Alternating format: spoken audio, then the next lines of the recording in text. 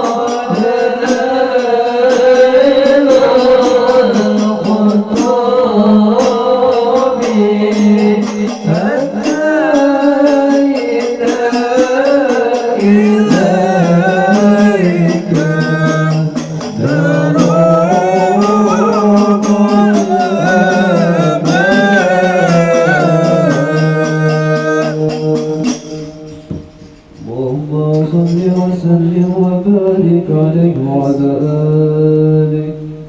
وأشهد أن لا إله إلا الله وحده لا شريك له شهادة تعرف بها اللسان عما تضمنه الجنان من التصديق بها والإجعال تثبت بها في السرور من الإيمان قواعده وتلوه على أهل اليقين من سر ذلك الإجعال والتصديق شواهده. وأشهد أن سيدنا محمدا العبد الصادق في قوله وفعله والمبلغ عن الله ما أمره بتبليغه لخلقه من فرده ونقله.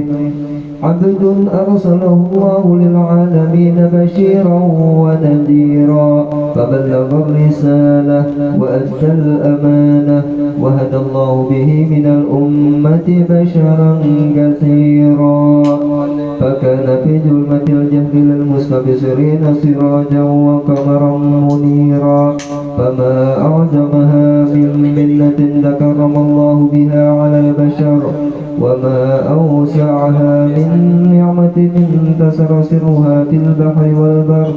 اللهم صل وسلم بأجل الصلوات وأجمعها وأزكى التحيات وأوسعها على هذا العبد الذي وفى بحق العبودية وبرز فيها في خلعة الكمال وقام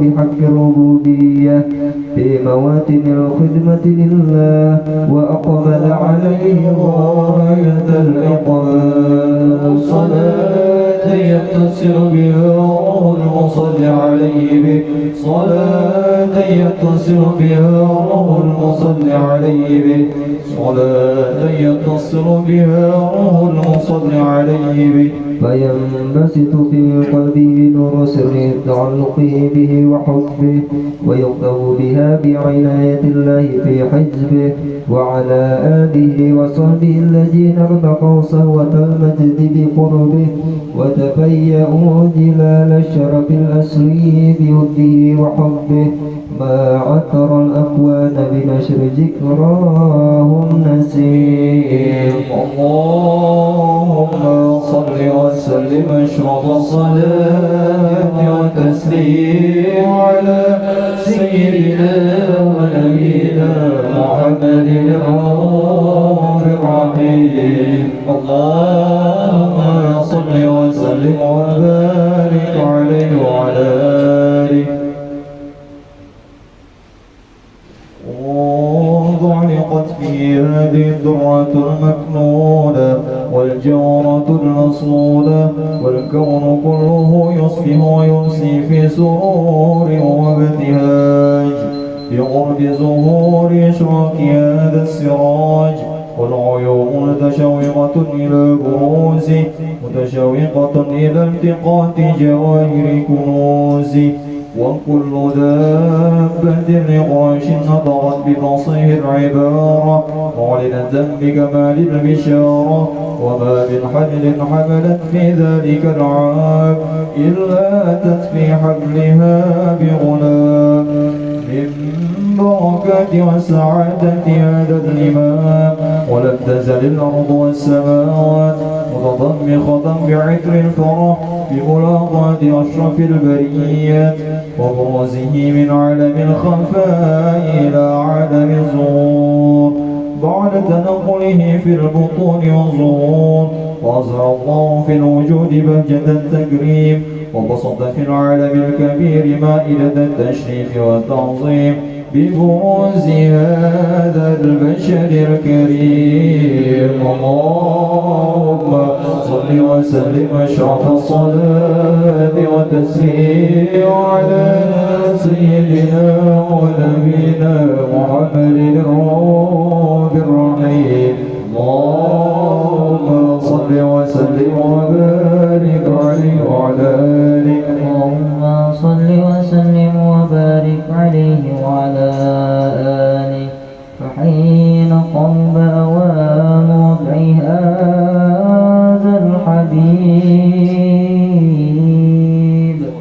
أعلنت السماوات والأرضون ومن فيهن بالترحيب وأمطار الجود الإلهي على أهل الوجود تثج وألسنة الملائكة بالتبشير للعالمين تعج سبحان الله والحمد لله ولا إله إلا الله والله أكبر سبحان الله والحمد لله ولا إله إلا الله والله أكبر سبحان الله والحمد لله ولا إله إلا الله والله أكبر قدرتك شقت كنع هذا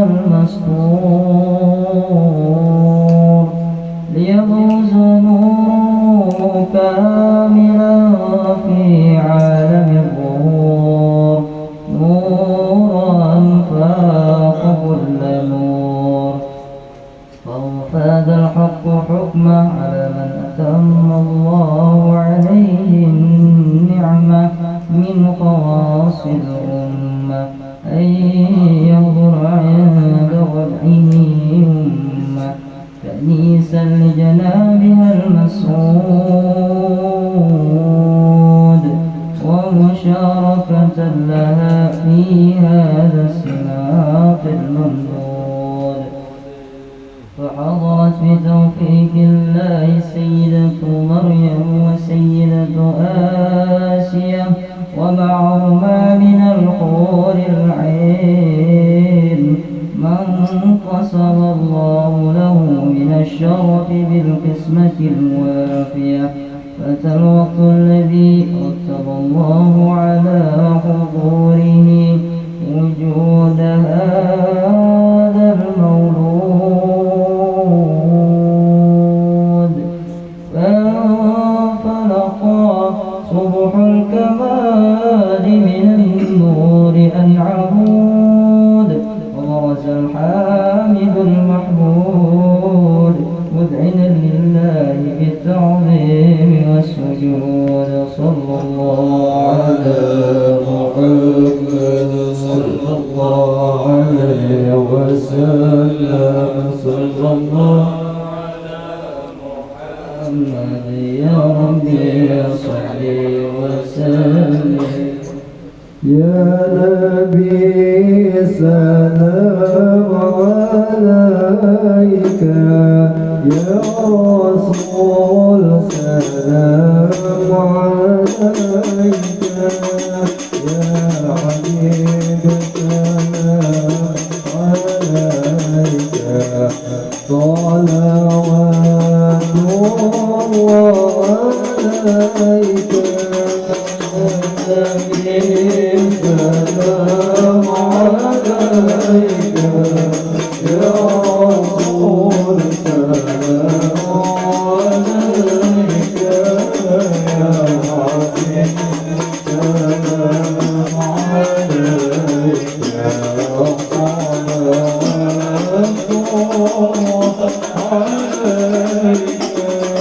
أشرق الكون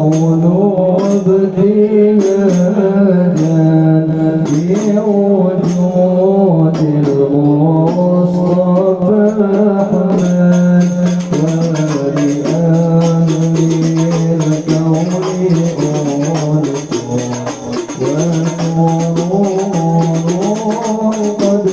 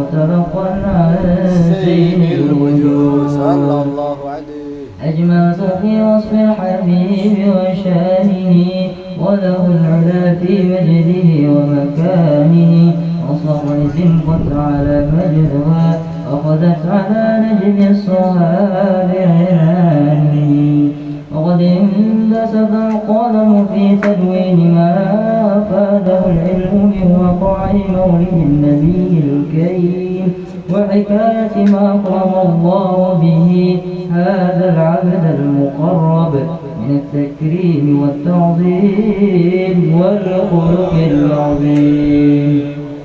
فحسن مني أن أمسك عنة الأقلام في هذا المقام وأقرأ السلام على سيد الأنام. السلام عليك أيها النبي ورحمة الله وبركاته. السلام عليك أيها النبي ورحمة الله وبركاته. السلام عليك أيها النبي ورحمة الله وبركاته. وبذلك يحصل الختم كما يحصل التقديم عليه أفضل الصلاة والتسليم. اللهم صل وسلم أشرف الصلاة والتسليم على سيدنا ونبينا محمد الرؤوف الرحيم. اللهم صل وسلم وبارك عليه وعلى آله.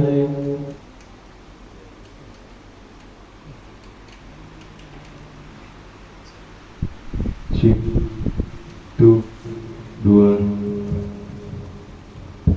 1, 2.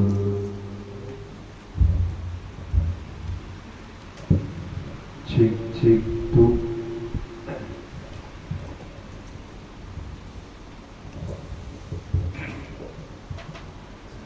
إلى قبر النبي صلى الله عليه وسلم الذي تذكر مصيبة ويتبع مصير رسول الشيخ معلم أرواحنا بين معجزة لأمة المسلمين المسلمات الفاتحة. قبول الشيخ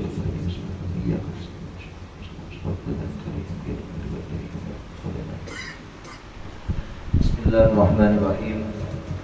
أحمد من اصطفى من عباده من شاء بالولاية وخصصه بحمد أسراره ولذر منه إليه بسابق العناية وأشكره أنه من علينا بالإيمان بما جاء به أنبياؤه من أسرار الربانية ووفقنا لمتابعة سنتهم البهية السنية. وأصلي وأسلم على من سجد له الملك وهو بالظهر أبي السور وعلى آله وصحبه من كل نبي النور. أما بعد. قال الله تعالى في القرآن الكريم: ألا إن أولياء الله لا خوف عليهم ولا هم يحزنون الذين آمنوا وكانوا يتقون لهم البشرى في الحياة الدنيا وفي الآخرة. وقال سفيان بن عيينة عند ذكر الأولياء تنزل الحماس. وقال بعض الشعير: اسرد حديث الصالحين وسمهم واحضر مجالسهم تنال بركاتهم وقبورهم زرها إذا ما ماتوا. Para orang salafus saleh mereka menggubah syairnya. Israt hadis as-salihin, ceritakan oleh kalian cerita-cerita orang saleh. Wahdhar majalisahum, hadiri majlis-majlis orang-orang saleh itu kalau ada pengajian ilmu, hadiri majlisnya. Tanalu barakatihim, maka kalian akan dapat barakah-barakah mereka. Wa quburuhum zurha idza mamatu. Ziarahilah kubur mereka kalau mereka sudah meninggal dunia. Pada sempat hadir majelisnya, ziarah kuburnya benar. Maka insya Allah tanalu barakatihim, kalian akan dapat berkah-berkah daripada wali itu. Nah, siapa kita ceritakan walinya? Itu Tuan Syekh Muhammad bin Abdul Karim As-Samman. Nah, al-ma'ruf bis-Samman, yang dikenal dengan gelar di sini itu Samman. Ngarannya Muhammad, abahnya Abdul Karim. Tuan Syekh Muhammad bin Abdul Karim adalah seorang wali kutub di negeri Madinah. Dan para ulama menyebut kutubnya itu adalah kutbul akwad. Jadi kutub di negeri Madinah. Hanya di Madinah lah, kalau kita di sini lain lagi kutubnya.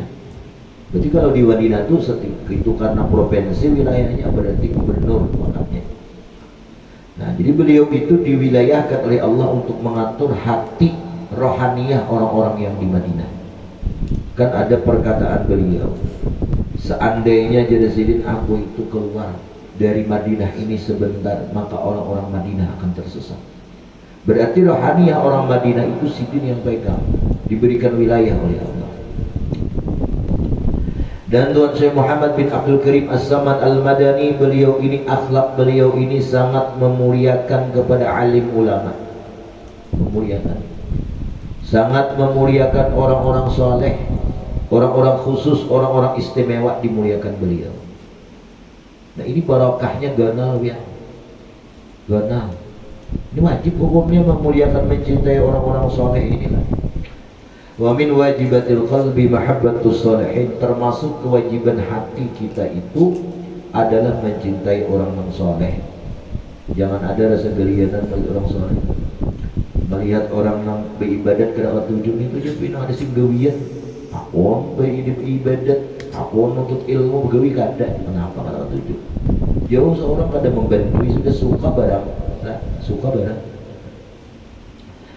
Nah, jadi kenapa yuk kita mencintai orang soleh itu ada berkahnya. Kita kadang melihat berkah itu ada di diri kita, cuma kena lihat di anak kita. Hendak jadi ngapa anak kita, maka kita sebagai kawitan cintai kita ini siapa cinta kita. Kalau kita mencintai, mengidolakan orang yang profesinya A, maka anak kita tuh kada jauh lawan profesi A tersebut. Umpamanya cinta tinju bebas, MMA, UFC, wah anaknya kayak itu tujuh kayak itu lah, bisa jadi petinjunya, untung-untung kalau jadi manajernya lah. Kalau ia cinta ketujuh lawan artis, napa urbah, napa urbah, maaf napa urbah lah.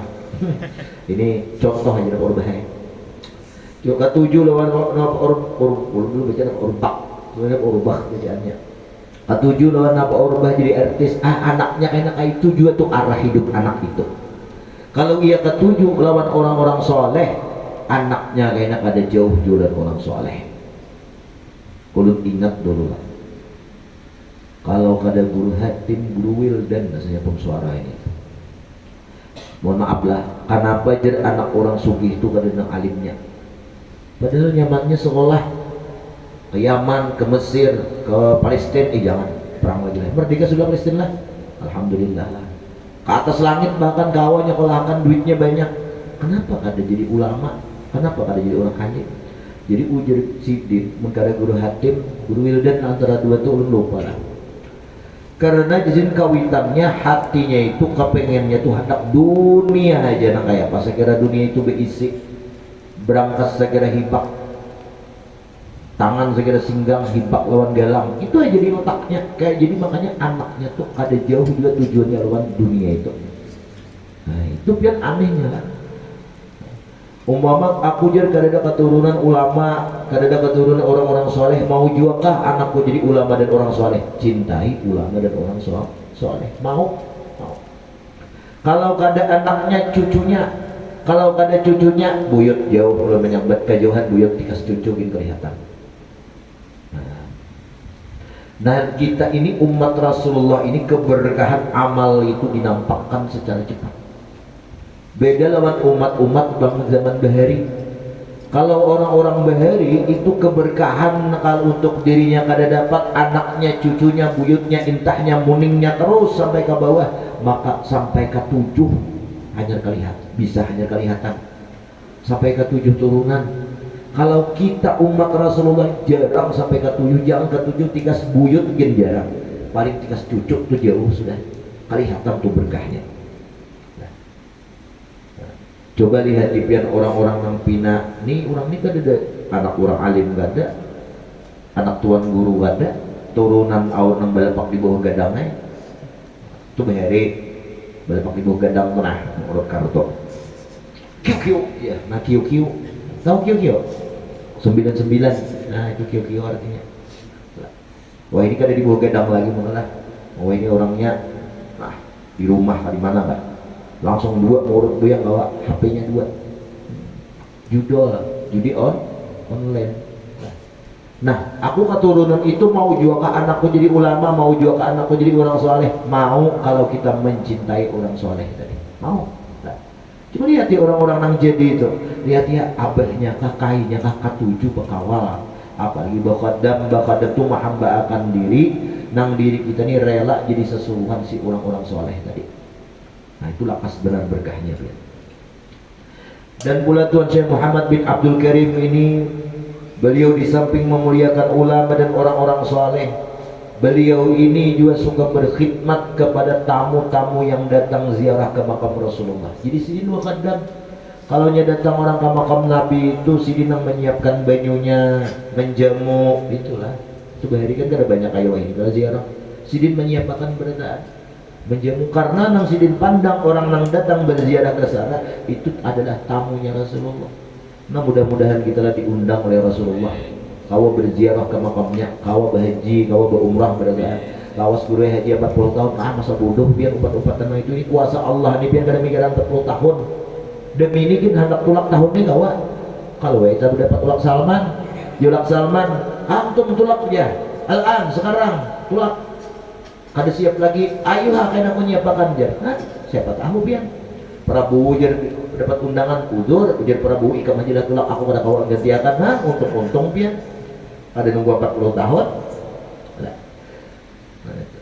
Dan pulang Tuan Syekh Muhammad bin Abdul Karim Az-Zaman Al-Madani, beliau berwasiat. Nggak boleh kisah wasiat ini adalah wasiat kita, karena wasiatnya menjelang kematian. Sidin berwasiat, hai segala murid-muridku, kata itu, lazimkan oleh kalian berbaik sangka kepada mereka orang-orang soleh, sekalipun mereka itu mengerjakan pekerjaan yang menyalahi pada syariat dalam zahirnya. Zahirnya ini menyalahi syariat, tetap itu adalah orang soleh, kita baik sangka. Kita kada tahu nang sebenarnya terjadi. Bahkan di dalam cerita itu ulun pernah lah kisah ini dari Guru Samad almarhum. Ada di daerah kalau kada salah sih menyebut Cimaduga lah. Orang hendak mengaji lawan Sidin, hendak mengaji. Ujar Sidin, syaratnya satu, maka panggal kepala Abah Hikam malam ini jam 2 malam dalam kamar. Itu aja syaratnya. Dikira mun pian tak mengaji lawan ulun syaratnya kada usah panggal kepala gitu. Cabut tangan bulu katiak Sidin gen pian enggak sih hapan tak kemari. Apalagi ini menyuruh membawa kepala kawitan laki-laki jam 2 malam. Tapi si murid ini nangaran tasdik bebujur inya itu hendak mengaji ke guru jam 2 malam tes, masuk ke kamar kawitan, ambil celurit, tarik gulunya, paket gulunya, buat dalam tapih, bawa ke hadapan guru. Nah guru, ini kepala abah ulun. Sekarang ulun hendak mengaji lawan sampeyan. Ujar guru, yakinlah ikam sudah. Yakin guru kepalanya malam tadi jam 2 malam ulun nah. Buka ya guru. Ternyata setelah dibuka tapi jadi kepala ini lain kepala siapa? Lain kepala abahnya, tetapi kepala seorang laki-laki nang lain nang masuk menyelingkuhi mamanya. Nah, padahal secara zahir ini menyalahi syariat, yang membunuh kawitan. Oh, samanya lain kawitannya. Nah, itulah biar kita kada tahu hikmahnya itu. Karena wali itu sahapa aja maksiatnya, membunuh iya, merampok iya, berzina iya, ada menggugurkan daripada pangkat kewaliannya, ada gugur. Tetapi ada satu dosa yang apabila dikerjakan oleh wali itu satu dosa ya, walau sekecil dosa itu, maka akan gugur tingkat kewaliannya, gugur, dicabut dari kewalian. Dosa apa itu? Yaitu takabur, sombong, merasa mulia daripada orang, itu maksud sombongnya. Cuman sebabnya itu banyak, bisa dari segi ilmu, bisa dari segi rupa, bisa dari segi suara, bisa dari segi jabatan, itu bisa semua itulah. Segi harta bisa. Asa banyak kok dia pembakal nih lawan pian guru harta ulun. Sombong Sidin kada. Karena realitanya, faktanya memang demikian, banyak Sidin harta pada ulun. Nah, tinggi ulun jabatan pada pian guru nyata ulun nih rakyat jelata. Sidin ini pembakal lah. Nah, itu fakta. Tetap sombong Sidin kada. Tetapi jika ada merasa rasa lebih mulia daripada orang yang di bawah kita, itu baru sombong. Nah, perhatikanlah sombong ini apa. Nah, ini ulun belajar di balangan tuh, biar maksud sombong tuh kayak apa jadi guru. Bukannya kita merasa banyak harta sombong, merasa lebih tua pada kekanakan sombong. Tadi napang seorang sudah tua, nyata ya seorang merasa lebih tua dari kekanakan. Merasa berilmu dari orang jahil, nyata seorang merasa berilmu. Cuman sebuting itu nanang maksud sombong itu apabila ada rasa mulia dengan ilmu kita dari orang yang jahil tadi. Nah itu baru kita sombong. Nah inilah yang menggugurkan pangkat kewalian. Gugur wali itu pangkatnya kalau ada sombong. Ini karena dosa sombong ini dosa iblis nang pemimpin malaikat itu tunduk pada iblis, pangkatnya luar biasa tingginya.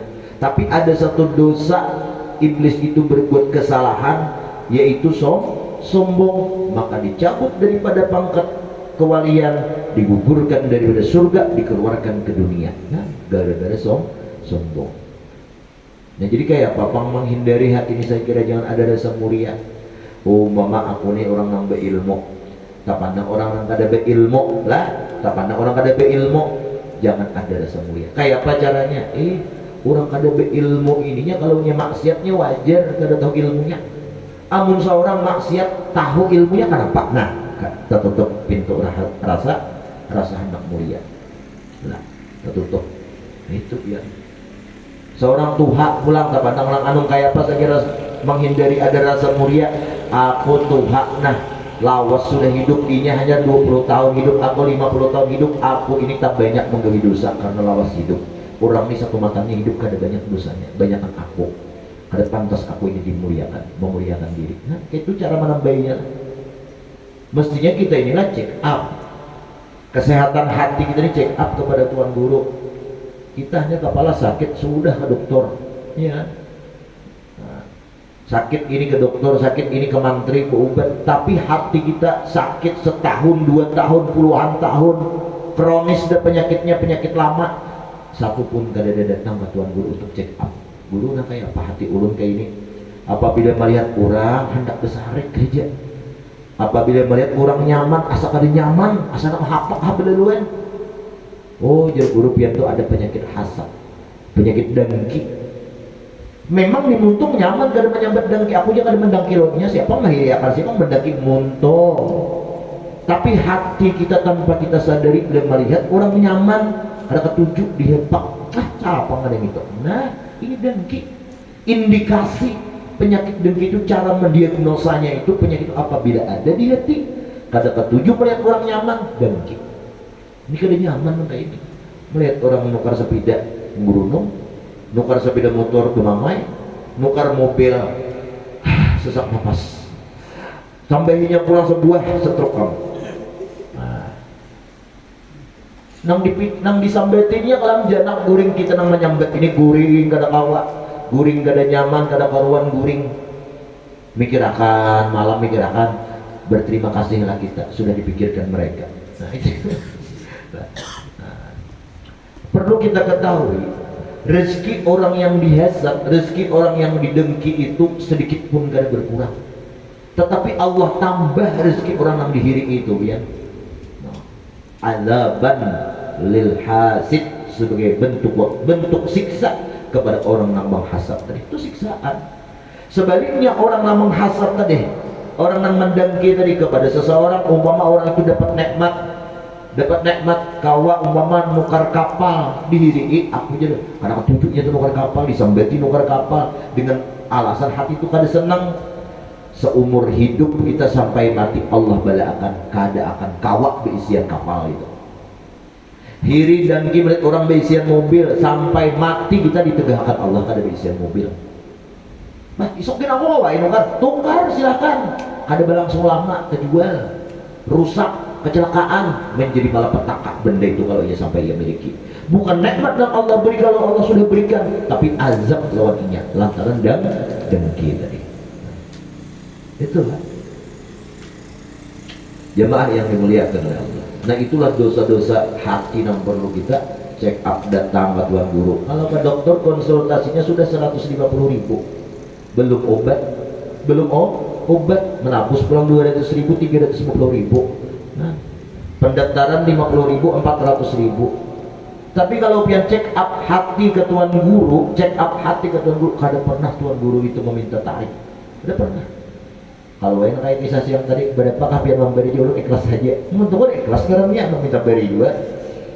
Nah, Jadi kalau kita ada rasa sakit-sakit atau apa, jangan dulu ke dokter, jangan dulu ke dokter, ke mantri. Cek dahulu hati mental kita, rohaniah kita. Apa penyebabnya ini? Karena dalam hadis itu, idza salahat salahat jami'ul jasad. Apabila hati itu sehat, sehat seluruh tubuh. Wa idza fasadat, apabila hati itu rusak, fasadat jami'ul jasad kulluh, rusak seluruh jasad kita ini. Ada tuh penyakit. Belum ambil contoh, kasus satu contohnya. Ulun ada beisi laki Mamarina, berkisah di Paumaan. Aku jadi sakit bahu ini, mau ampe bahu berikat, bawa kahulu, bawa kahilir, baurut, sudah sampai ke dokter Hartono di Cina kandangan tuh sudah juga kokoh Hartono tuh sudah juga. Kada mau ampe juga ngapa? Nah imbe itu betakon sini lawan seseorang, kalau ada sampian asa jingkel lawan orang, ada lawan bini izinin aku kada mau memaafkan kesalahannya, ada jengkel sampai ini jengkel. Nah lalu pian jadi guru tadi belajar pian memaafkan, menerima, jangan ada rasa dendam lawan orang itu. Nah akhirnya aku memaafkan, seiring tunggal dikitan aku memaafkan, seiring waktu aku memaafkan, seiring berkurang rasa dendamku, berkurang pula rasa sakit tadi, hilang rasa dendam, rasa jengkel itu, sembuh total, berikat dari sampai sakit. Nah makanya untuk kisah di Paumaan kan lah. Nah, jadi hati bagus sih, jangan berdahulu check up, jangan berdahulu apa check up medis lah, yang hati berdahulu.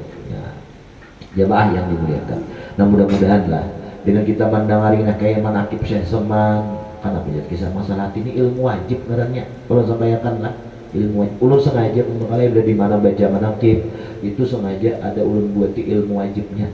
Sakira apa? Sakira pian nang mendengar apalagi bebinian dapat masukkan ilmu wajib. Kan bebinian nih keluar rumah kalau nang ditunti sunat bermaulid tapi kan sunat tak ditunti sampean kada beizin lawan laki jadi dosa. Tapi kalau pian dapat ilmu wajib walaupun pian itu kada beizin lawan laki, nah itu boleh aja. Nah, boleh aja. Karena laki pian dia kada kawaju menang hati. Nah, bila kiuna jangan keluar kawalah mandidik masalah ilmu hati tadi. Nah, saya kira jangan jadi dosa keluar rumah itulah.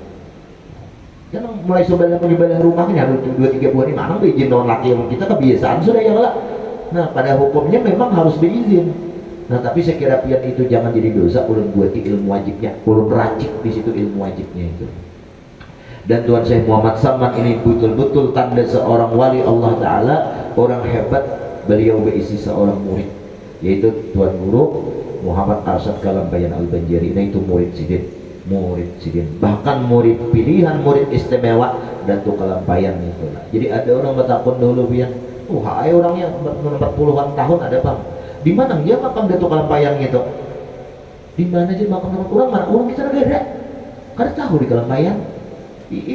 Pada suhaja, pikiran ini julun. Lumayan lagi harus pada suhaja, dibawa kawitan dia dah ke sana. Di mana makamnya? Belum nih pian cakanya andong orang lawan orang sampai di Bijaya, terus orang tua bener lah. Di orang di Martapura. Iya, kayak ada pernah lagi ke sana. Nah, jadi muridnya itu Datuk Kalampayan. Dia mengetahui orang tuh hebat pian keilmuan seseorang tuh ada bertinggal waris, bertinggal jejak dari segi keilmuan itu. Nah, kebetulan murid sidin itu Datuk Kalampayan. Bahkan Datuk Kalampayan itu termasuk adalah khalifah muridnya daripada Tuan Syekh Muhammad Saman yang ranking 1. Dan sedih berwasiat lagi terakhir, hai segala muridku, lazimkan oleh kalian itu sohbatul fuqara wal masakin, bakawan lawan orang fakir, orang miskin. Karena berkawan orang fakir, orang miskin akan menumbuhkan di hati kita rasa qanaah, rasa cukup dengan apa yang Allah berikan lawan kita. Apalagi dunia sekarang ini penuh hiruk pikuk dunia hedon, hidup bergaul, wah mentereng-terengnya kalau aku kayak apa kah? Nah, gara-gara tak kawan orang sugih, gara tahan. Jadi ada bisi kawan orang miskin. Aku nih alhamdulillah nabi isi sepeda motor. Ini kawanku kada bisi sepeda motor. Syukur. Tinggawi orang nang miskin. Ujar nang bisi sepeda tinjak tadi. Sampida tinjak gitu. Sampida tinjak. Untung juga aku bisa sepeda nih kawanku jadi berjalan kaki kemana-mana. Ya lah mas rapek, mana-mana berjalan sini. Nah tinggalnya mas rapek. Ya lah. Mau tuh kita bersyukur. Kawani orang lebih fakir, kawani orang lebih miskin.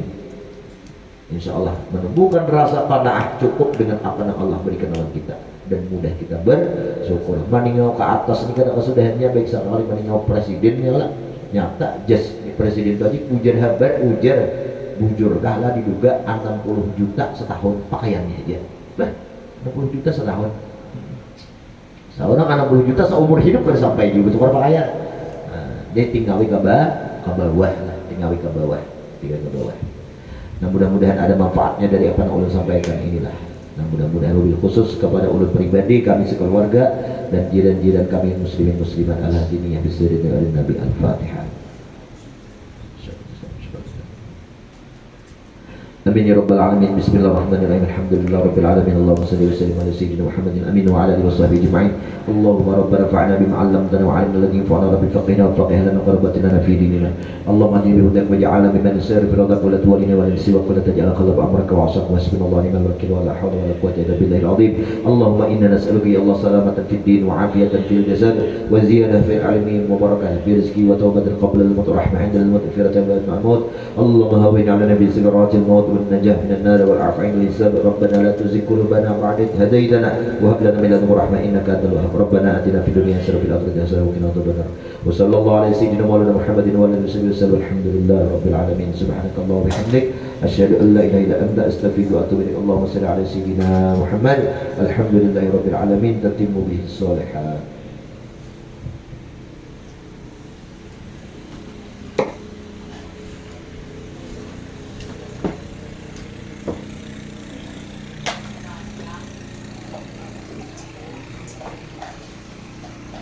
Take it off.